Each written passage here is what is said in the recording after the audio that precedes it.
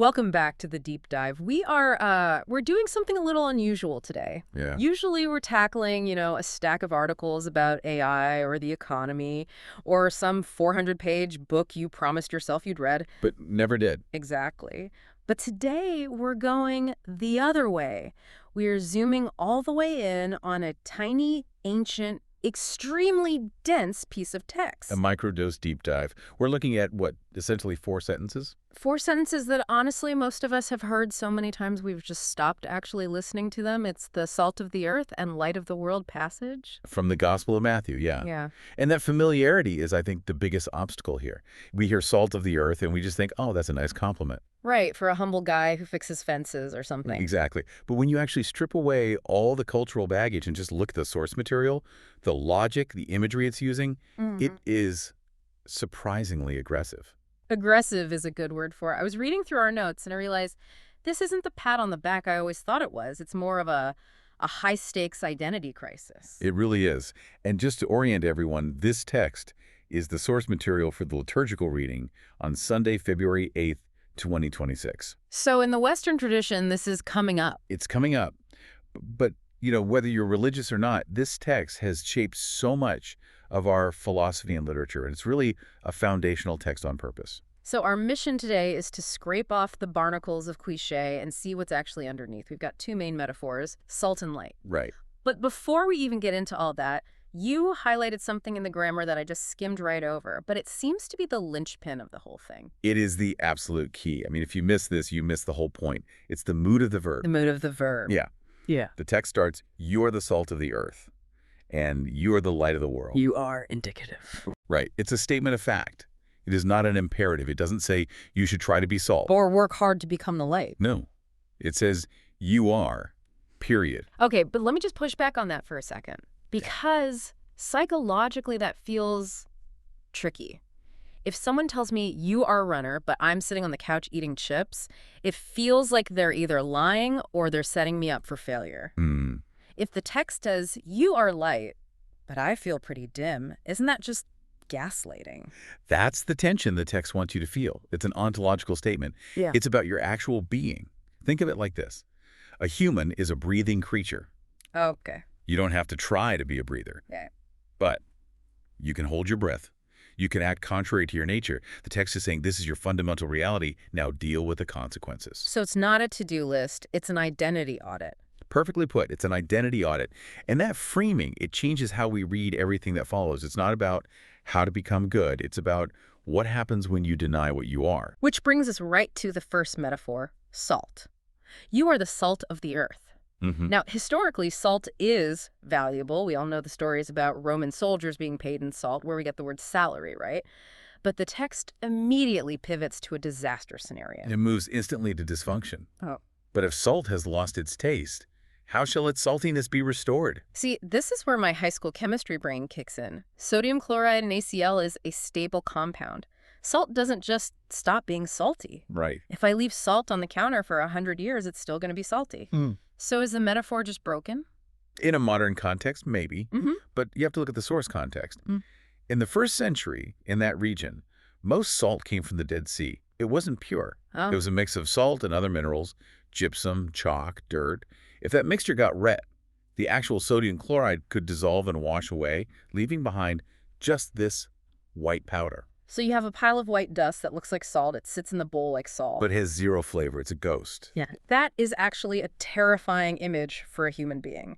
The idea of going through the motions, looking the part, but the essential thing, the spark, the flavor, is just gone. It sounds like a definition of burnout. Or imposter syndrome made manifest. You're wearing the uniform, but there's nobody home. And the text is absolutely brutal about the utility of that state. It says, it is no longer good for anything. No longer good for anything. That is so harsh. It doesn't say, well, use it for fertilizer. In fact, reading into the agricultural context, you couldn't even put this stuff on the soil, right? No, it would kill the crops. Yeah. It's useless as seasoning and it's destructive as fertilizer. So it has no place. It is literally good for nothing. And then comes the violence. I was really struck by the specific phrasing here. It says, except to be thrown out and trampled under people's feet. Trampled? Why trampled? Why not just swept away? It feels personal. It feels like humiliation. I don't think it's about humiliation as much as it is about paving. In that time, this tasteless residue was sometimes used to harden paths or even roofs. It literally becomes the thing you walk on to get somewhere else. It goes from being a preservative, something that saves, to being dirt. That distinction is wild. You either preserve the world or you get walked on by it. That's the binary the text sets up. And remember, this is all tied to that you are statement. If you are salt, your only purpose is to be salty. If you lose that distinctive quality, that thing that makes you different from the dirt, you just become the dirt. It's an argument against conformity, isn't it? If salt becomes like the food it's touching, it's useless. It has to be different to be effective. Precisely. If you blend in too perfectly, you cease to exist in any meaningful way. Okay, so that's the chemical danger dissolving into nothingness, losing your edge. Now, the text shifts gears completely. We move from the ground to the sky. You are the light of the world. And we move from the sense of taste to the sense of sight. A city set on a hill cannot be hidden. This is such a famous line. Politicians love this line. But let's just look at the physics of it. Why a city? Why not a star? Or a bonfire? Well, a city implies a collective. It implies civilization, safety, human activity. But think about the ancient world at night. There is no light pollution, no street lamps. It is pitch black. Right. If you're walking through the wilderness, it's terrifyingly dark. And then on the horizon, on a hill, you see this cluster of oil lamps and fires. It would look like a constellation that's been tethered to the earth. It's a navigation point. You can't not see it. That's the phrase, cannot be hidden. And this connects right back to the you are argument. If you are a city on a hill, invisibility is physically impossible. You just don't have a choice in the matter. But wait, this is where I feel the modern anxiety creeping in, because invisibility sounds kind of nice sometimes. Sure. Being seen is exhausting. We live in a surveillance economy. Everything is visible. Sometimes I want to be hidden. Is the text saying I'm not allowed to have privacy? That's a really interesting modern take on it. But think about the function of that city. It's not being seen for the sake of vanity, and it's not being surveilled. It's providing orientation. It's telling the traveler, here is people, here is safety. If that city decides to hide itself, the traveler gets lost. So hiding is actually an act of selfishness in this metaphor. Yes. If you are the light and you hide, you aren't just saving yourself hassle, you are depriving the world of illumination. You are making the world darker on purpose. That pivots perfectly to the next image, which is the domestic version of this. We go from the city to the living room. Nor do people light a lamp and put it under a basket. The famous basket. I have to laugh at this image every time. It's so slapstick. You light a fire, and then you put a wicker basket over it. Right. Best case scenario, it goes dark. Worst case scenario, you burn the house down. It just highlights the absurdity. The text is appealing to common sense. It's asking, why would you build a tool for seeing and then blind it? But, and here is the deep dive question. People do this all the time, metaphorically. We constantly put baskets over our own heads. We do. Why? If it's so absurd, why is it the default human behavior? Well, you touched on it earlier. Fear. If you shine, you are visible. If you are visible, you can be criticized. You can be attacked. Or just the fear of being too much. I think about the workplace dynamic. You have a great idea, but you don't want to look like a know-it-all, or you don't want to outshine your boss, so you dim the lights, you basket yourself. That's a huge one. False modesty. We confuse humility with hiding. But remember the salt. True humility isn't becoming dirt, it's being salty. True humility for a lamp isn't being dark, it's being on the stand. On the stand. The text says you put it on a stand so it gives light to all in the house. That functional language again. It's all about utility. The lamp serves the house. The basket serves the anxiety of the lamp. I love that. The basket serves the anxiety of the lamp. So when we hide our talent or our voice or our ethics, we are prioritizing our own comfort over the needs of the house, our community, our family, our team. Exactly. That's a dereliction of duty. The text implies that your light doesn't actually belong to you. It belongs to the room. That is a heavy shift. My talent isn't mine. In the logic of this metaphor. No. You're the vessel. The light is meant for all in the house. Wow. Hoarding it or hiding it is a kind of theft. Okay, so we've got the salt that must have flavor, the city that must be seen, and the lamp that must be uncovered. But now we get to the end game. The text pivots to the instruction. In the same way, let your light shine before others. Let. Again, notice the passivity of that verb. Not force your light to shine. Not manufacture light. Just let it. remove the basket. But here's the cynic in me rising up again. Why? The text says, so that they may see your good works. Right? Is this just performance? Are we just doing this for the gram? Look at me. Look at my good works. Look how great I am. If you stop reading there, yes, it sounds like pure narcissism, but the sentence doesn't end there. And give glory to your Father who is in heaven. There is the vector. This is so crucial. Explain vector in this context. A vector has a direction. The light shines from you, but the attention is directed through you to something else. Like a window. Or a flashlight pointing at a painting.